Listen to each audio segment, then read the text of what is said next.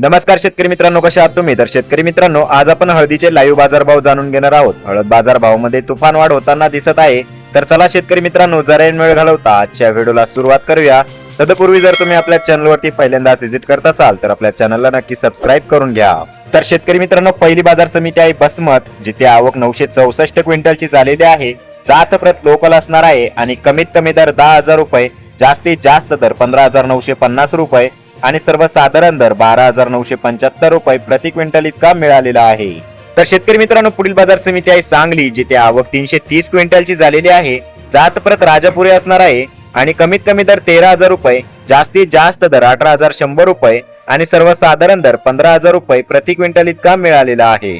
तर शेतकरी मित्रांनो, पुढील बाजार समिती आहे हिंगोली, जिथे आवक 3,075 क्विंटलची झालेली आहे.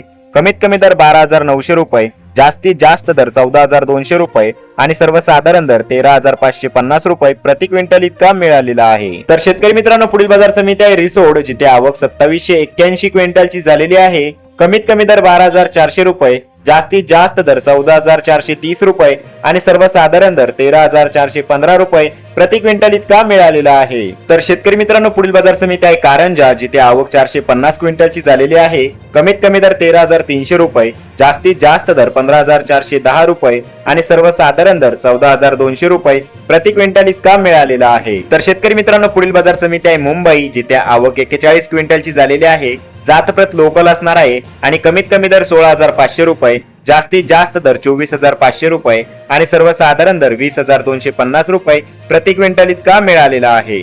तर शेतकरी मित्रांनो, हे होते आजचे लाईव्ह हळद बाजारभाव. तर तुम्हाला हे नवीन अपडेट कसे वाटले आणि तुमच्याकडे हळदीचे बाजारभाव किती प्रमाणात वाढलेले आहे किंवा घटलेले आहे ते कमेंट करून नक्की सांगा. आणि जर तुम्ही आपल्या चॅनलवरती पहिल्यांदाच व्हिजिट करत असाल तर आपल्या चॅनलला नक्की सबस्क्राईब करून घ्या, जेणेकरून तुम्हाला अशाच पद्धतीची शेतीविषयक आणि बाजारभावाविषयी माहिती आपल्या चॅनलवरती बघायला मिळेल. तर चला शेतकरी मित्रांनो, भेटूया परत एका नवीन व्हिडिओमध्ये. तोपर्यंत जय हिंद, जय महाराष्ट्र.